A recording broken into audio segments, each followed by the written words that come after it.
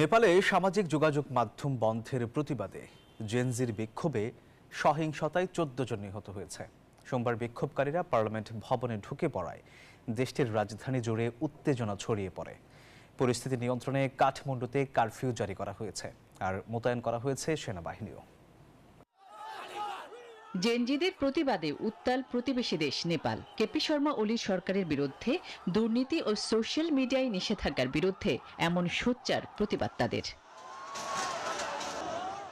এমনকি সোমবার জেনজি বিক্ষোভকারীরা পুলিশের ব্যারিকেড ভেঙে এবং গেট টপকে নিউ বানেশ্বরে অবস্থিত পার্লামেন্ট ভবনেও ঢুকে পড়ে। এতে জেনজিদের বিক্ষোভ সহিংসতায় রূপ নেয়। বাধে পুলিশ বিক্ষোভকারীদের সংঘর্ষ। পরিস্থিতি নিয়ন্ত্রণে বিক্ষোভকারীদের